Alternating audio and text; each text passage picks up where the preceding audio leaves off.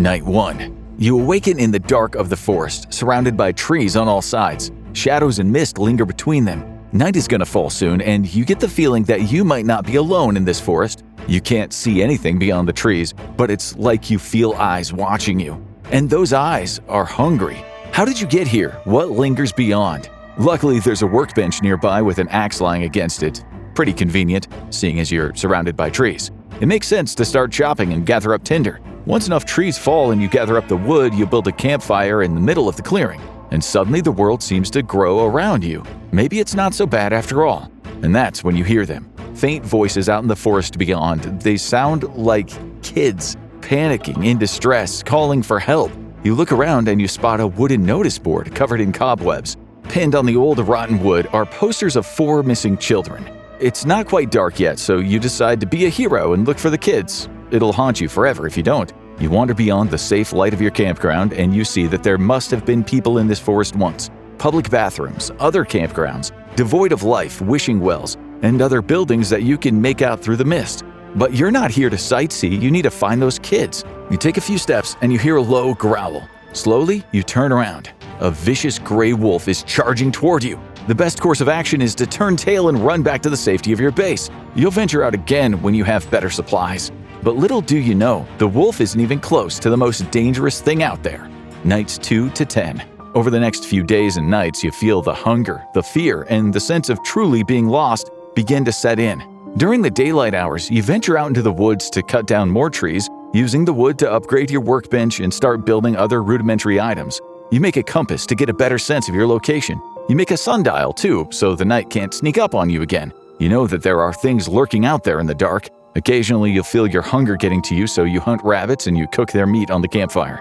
Exploring a nearby treehouse, you manage to find yourself a better axe too. Everything seems to be looking up, but there's still no sign of those missing kids, and no answer as to what's really happening out in this cursed forest. Who built all of this, and what became of them? You're also lucky enough to find an old flashlight. This might be useful if you ever take the chance to explore at night again. It'll at least give the wolves a harder time to sneak up on you.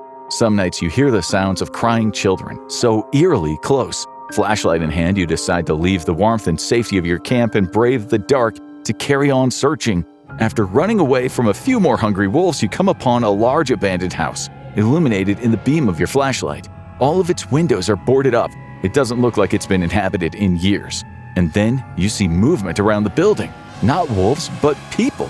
Others trapped here like you. At least that's what you think. Until a crossbow bolt sails an inch to the left past your face, almost killing you where you stand. These aren't trapped innocents, they are wearing robes and skull-like masks with antlers protruding from them, like members of some kind of cult. And there's no reasoning with these people. They keep firing the crossbow bolts and giving chase. All you can do is run for your life, all the way back to the relative safety of your camp, where you craft some torches and lightning rods. Building a nice bed for yourself makes the days flow faster too. Still, you can't stop thinking about those masked cultists in the woods. It seems this place might be even more dangerous than you thought. Nights 10 to 30. It isn't long before you meet a real monster out here. Every night you need to keep gathering more wood to feed the fire and keep gathering more morsels to feed yourself.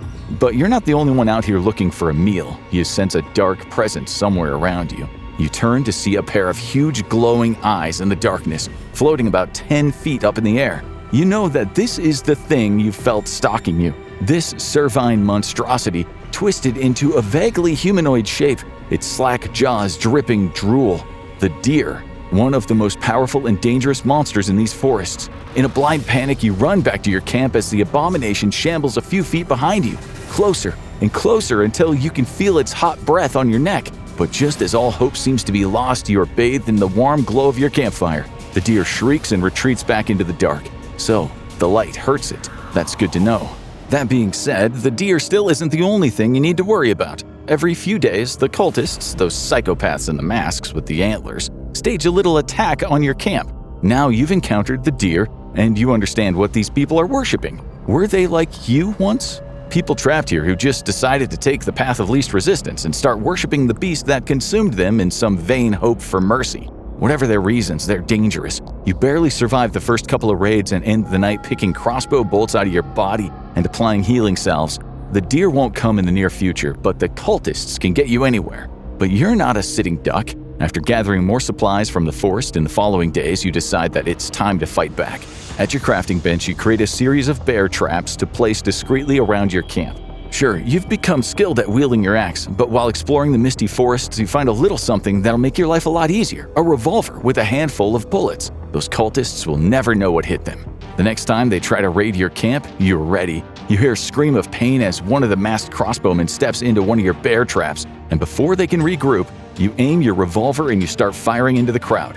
You take out several before the rest panic and scatter off into the night. But you are not going to let them go that easily. You run after them, aiming and firing when you can, but this shooting gallery is interrupted by the glowing eyes of the deer charging in. You turn in a panic and unload a full cylinder of bullets into the deer, but it just bounces off the monster's furry skin, not even slowing its assault. You need to sprint back to your camp only ever a few feet in front of the ravenous beast pursuing you. It's only when you get back to the light of your camp that it leaves you alone. And that's when it truly sinks in. You can't kill this thing, but it can kill you.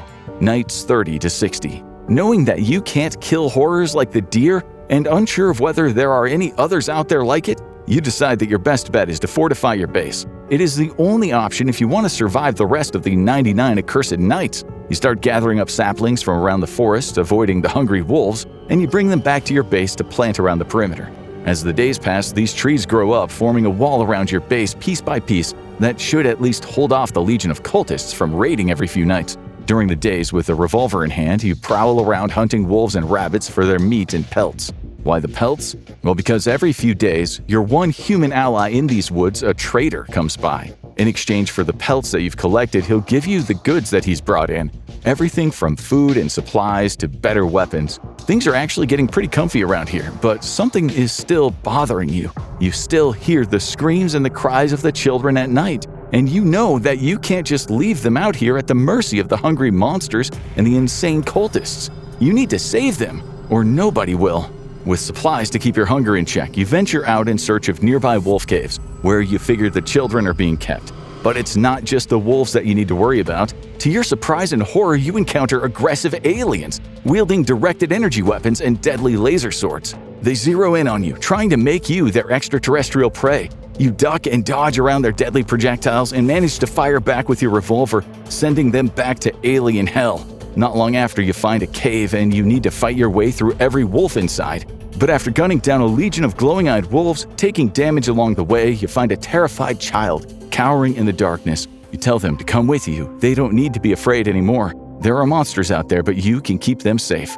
Or at least you hope you can. You take the child back to your camp and build an extra bed for them. The time goes by faster with company at least, but you can't help but feel that you should be doing more. You stay at your camp that night to wait out the horrors, but this time, you see something in the dark beyond the light of your camp. You think it's the deer at first, but then you realize it's something else. It is huge, an owl-like monster with staring, glowing eyes, just like the deer before it. If that thing is out there at night, it's even more reason to avoid ever encountering it. Nights 60 to 90. It seems like the monsters are stronger and more audacious now. And there are so many other hungry wolves and violent cultists wandering around the woods searching for you. But you can't just stay back at the camp. You've got 3 more children to save before you can get out of here. Over the next 30 days, you make 2 daring missions, out to the wolf caves to rescue 2 of the other kids. The first one goes off without a hitch, thanks to your stealth abilities, and you take the second child back to your camp. But during the third rescue, you encounter another horrifying monster. As you're heading back to the camp, night falls, and another huge humanoid monster appears to chase you. The ram, a goat-like being that charges through the trees with its huge curled horns, smashing them into wooden splinters with sheer force. As it closes in on you, assuming that it'll be as vulnerable to conventional weapons as the deer, you panic and you shine your flashlight in its face. The monster roars and retreats as you run back to the camp. You can't take this for much longer, but your mission isn't over yet. Nights 90 to 99. 9 days left until you can get out of here, and everything seems to be getting more dangerous. You've saved 3 kids, but the 4th is still out there. You know that you could just hunker down for these last days and escape without risk. But no, if you leave that kid out here, you know it's gonna haunt you for the rest of your life. You consult the message board where the last missing poster is waiting. You need to venture out and find the cave where the boy is hiding so you can bring him back to the camp and wait out the rest of the time. You grab your revolver and you head out to the woods, hoping that you'll never need to do this again. But you're being watched from the trees. The deer was hoping that you'd show compassion and make yourself vulnerable to it. If night falls while you're still out and it gets you, all it would need to do is wait for the fire at your camp to go out to devour the 3 kids who remained unprotected at your camp.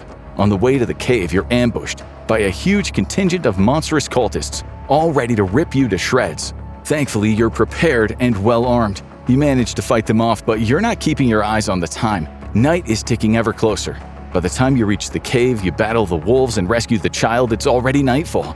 You turn and you see the deer bearing down upon you. That's a sudden injection of ice in your veins terror. But you can't give up now. These kids depend on you. You gather up everything in you to make the ultimate sprint back to your base as the deer cowers away from the light. With the last kid back at your camp, you can feel time speed up.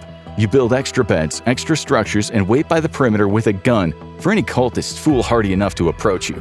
When the count hits 99 days, the deer, which has been watching you from the woods, gives a furious roar up into the sky. It gallops off into the dark, clawing its way to a concrete structure and heading down into the dark bowels of the building. It crawls through the broken grate of a sewer pipe, howling into the dark. You're free to leave with the kids, if you dare. But can you ever really leave the forest? Because you can run away from this place, but you'll always know the deer and all the others are out there, watching, waiting. Now go check out Playing Minecraft for the First Time Funny Video Game Challenge, or click on this video instead.